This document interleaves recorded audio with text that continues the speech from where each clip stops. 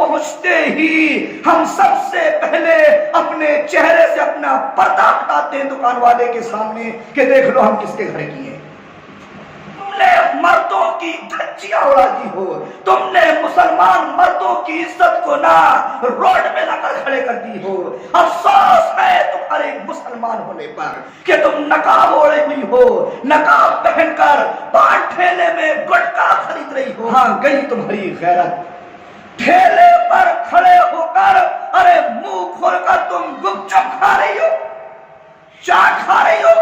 شریف گھرانے کے مسلمان لوگ، مسلمان نوجوان لڑکے نہ روڈ میں، بس اسٹینڈ میں اور بازاروں میں کھڑے ہو کر ٹھیلوں میں وہ بھی گپ چپ نہیں کھاتے۔ کوئی بھی سامان، کوئی سبھی چیز اگر وہ ڈھکی ہوئی ہو، کسی بھی چیز کے اوپر کور لگا ہو، ڈھکن لگا ہو، تو وہ چیز، وہ سامان چاہے کھانے پینے کا ہو، استعمال کا ہو، اگر وہ چیز ڈھکی ہوئی ہے، اس کے اوپر ڈھکن لگا ہوا ہے، تو وہ چیز خراب نہیں ہوتی۔ لیکن اگر کوئی چیز ہو، اس کے اوپر ڈھکن نہ ہو، ڈھکی ہوئی نہ ہو، تو اس چیز کے اوپر مکھی بھی بیٹھتی ہے، مچھر بھی بیٹھتا ہے، بسا اوقات اس چیز پر گندی نالی کے کیڑے اور مکھی بھی بیٹھتی ہیں، پھر وہ چیز خراب ہو جاتی ہے، مجبوراً ہمیں اس چیز کو پھر پھینکنا پڑتا ہے، پھر ہم اس چیز کو استعمال نہیں کرتے۔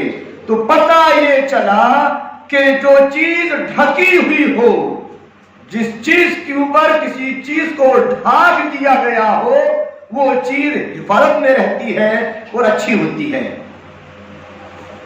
ان باتوں کو ہم اپنے ذہن پر رکھیں۔ مارکیٹ میں، بازار میں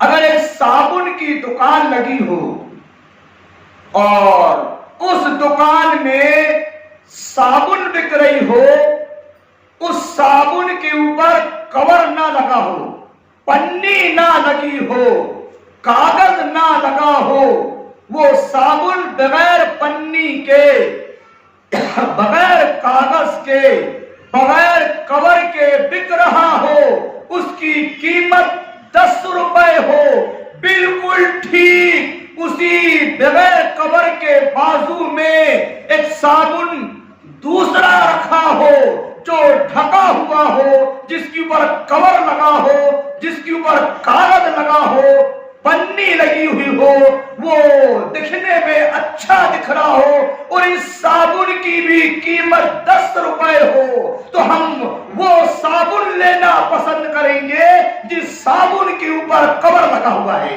کیوں کہ کور والی چیز، ڈھپی ہوئی چیز جس کے اوپر کور چڑھا ہو، وہ اچھی کہلاتی ہے۔ بالکل ٹھیک میری ماں بہنوں، جس عورت کے اندر، جس عورت کے اوپر کور لگا ہو، جس عورت، جو عورت ڈھکی ہوئی ہو، جو عورت چھپی ہوئی ہو نا، وہ عورت شریعت اسلام کے اندر اچھی کہلاتی ہے، اس عورت کا مقام و مرتبہ اچھا ہوتا ہے۔ وہ عورت جو کور میں ہو، وہ عورت جو پردے میں ہو، وہ عورت جو چھپی ہوئی ہو نا، وہ اچھی کہلاتی ہے، اس لیے کہ یہ ڈھکی ہوئی ہے، یہ چھپی ہوئی ہے۔ بالکل ٹھیک اس صابن کی طرح، جو صابن کے اوپر کور لگا ہو، جس صابن کے اوپر پنی لگی ہوئی ہو، کاغذ لگا ہوا ہو، دکھنے میں اچھا دکھ رہا ہو، پبلک اس صابن کو پسند کرتی ہے، کیوں کہ یہ ڈھکا ہوا ہے، اور اسی کے بازو دوسرا صابن ہو جو ڈھکا ہوا نہ ہو، بغیر کور کے ہو، وہ پبلک کی نظر میں اچھا نہیں ہوتا۔ بالکل ٹھیک میری ماں بہنوں، جس عورت کے اوپر کور ہوتا ہے نا، یعنی برقع ہوتا ہے، نقاب ہوتا ہے، سماج اور معاشرے میں وہ خاتون، وہ لڑکی اچھی مانی جاتی ہے۔ اب آپ خود فیصلہ کیجئے کہ آپ کو اچھا بننا ہے یا اچھا نہیں بننا ہے۔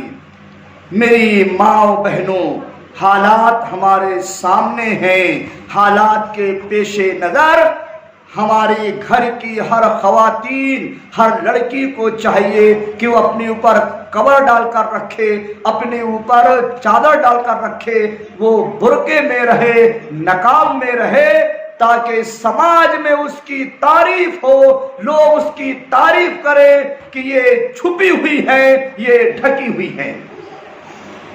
اللہ نے قرآن کریم کے اندر ارشاد فرمایا ہے، یا ایھا النبی قل لازواجک وبناتک ونساء المؤمنین یدنین علیہن من جلابیبہن ذالک ادنی ان یعرفن فلا یؤذین وکان اللہ غفورا رحیما۔ اے نبی، آپ اپنی بیویوں سے کہہ دو، اپنی بیٹیوں سے کہہ دو، اور مومنوں کی عورتوں سے کہہ دو، کیا یدنینا علیہن من جلابیبہن، کہ وہ اپنے اوپر چادریں ڈال لیں، اپنے اوپر نقاب ڈال لیں، اپنے اوپر پردہ کر لیں۔ کیوں؟ کہ پہچان لی جائے کہ یہ شریف گھرانے کی ہے۔ پردہ کرنا اس بات کا ثبوت ہے، برقع پہننا، نقاب پہننا، یہ قرآن اس بات کا ثبوت دیتا ہے کہ جو خاتون، جو عورت، جو لڑکی نقاب پہنتی ہے نا، اس کی گنتی شریفوں میں ہوتی ہے، شریفوں میں ہوتی ہے۔ مگر افسوس، سدا افسوس، ہمارے گھروں کی عورتیں نا مارکیٹ جا رہی ہیں، بازار جا رہی ہیں، دکان جا رہی ہیں، سامان خرید رہی ہیں۔ افسوس ہے ہمارے گھر کی ماں بہنوں پر کہ دکان جاتے ہی سب سے پہلے ہماری گھر والیاں، ہمارے گھر کی خاتونیں سب سے پہلے دکان پہنچ کر اپنے منہ سے پردہ اٹھاتی ہیں۔ دیکھ لو ہم کس کے گھر کی ہیں۔ میری ماں بہنوں، قرآن کہہ رہا ہے تمہاری شرافت اس میں ہے، تمہاری پاکیزگی اس میں ہے، تمہاری اس بات کا ثبوت کہ تم شریف گھرانے کی ہو، یہ اس بات کی دلیل ہے کہ تم اپنا چہرہ ڈھانپ کر رکھو۔ لیکن ہمارے گھروں کی ماں بہنوں کی عادت ہے، دکان پہنچتے ہی ہم سب سے پہلے اپنے چہرے سے اپنا پردہ ہٹاتے ہیں دکان والے کے سامنے کہ دیکھ لو ہم کس کے گھر کی ہیں۔ شریعت اس عورت کا معنی ہی پردہ ہے، پیر کے ناخن سے لے کر سر کے بال تک ڈھکنے کی چیز ہے عورت۔ میری ماں بہنوں، تم اپنا وقار سمجھو، اپنی حیثیت سمجھو، اپنا مقام سمجھو۔ شریف گھرانوں کی لڑکیوں کی پہچان یہی ہے، شریف گھرانوں کی عورتوں کی پہچان یہی ہے کہ وہ اپنے اوپر نقاب ڈال کر رکھتی ہیں، اپنے اوپر پردہ کر کے رکھتی ہیں۔ افسوس ہے، سدا افسوس ہے ہماری ماں بہنوں پر۔ میں کہیں کی بات نہیں کر رہا ہوں، میں اپنے علاقے کانی واڑے کی بات کر رہا ہوں۔ ہمارے مسلم گھرانوں کی خاتونیں، مائیں بہنیں دکان جاتی ہیں، افسوس پان ٹھیلے میں کھڑے ہو کر بمل، گٹکا، راجگری خرید رہی ہیں اور نقاب لگا ہوا ہے۔ تم نے مردوں کی دھجیاں اڑا دی ہو، تم نے مسلمان مردوں کی عزت کو نہ روڈ میں لا کر کھڑے کر دی ہو۔ افسوس ہے تمہارے مسلمان ہونے پر کہ تم نقاب اوڑے ہوئی ہو، نقاب پہن کر پان ٹھیلے میں گٹکا خرید رہی ہو، راجگری خرید رہی ہو، بمل خرید رہی ہو۔ کہاں گئی تمہاری غیرت، اور کہاں گئی ہمارے مسلمان گھروں کی مردوں کی غیرت کہ یہاں لا کر کھڑے کی ہو آپ نے کہ آپ لوگ میں ہر عورت کو یہ نہیں بول رہا ہوں، یہ مت سمجھنا کہ عبد الواحد ہم سب کو ایسا بول کر چلا گیا۔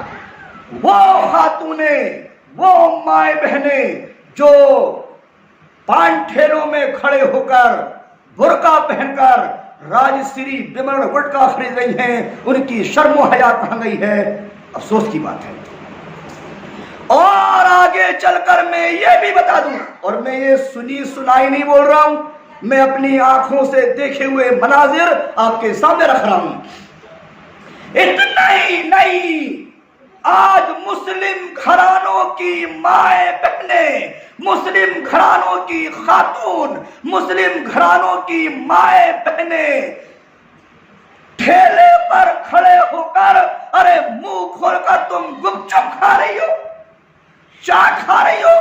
शरीफ घराने के मुसलमान लोग, मुसलमान नौजवान लड़के ना रोड में, बस स्टैंड में और बाजारों में खड़े होकर ठेलों में वो भी गुपचुप नहीं खाते।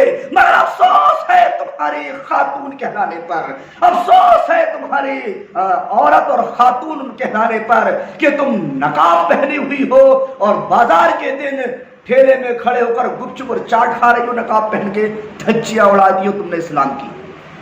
हर घर की माँ बहन की जिम्मेदारी है कि वो अपने घर में सुधार लाए।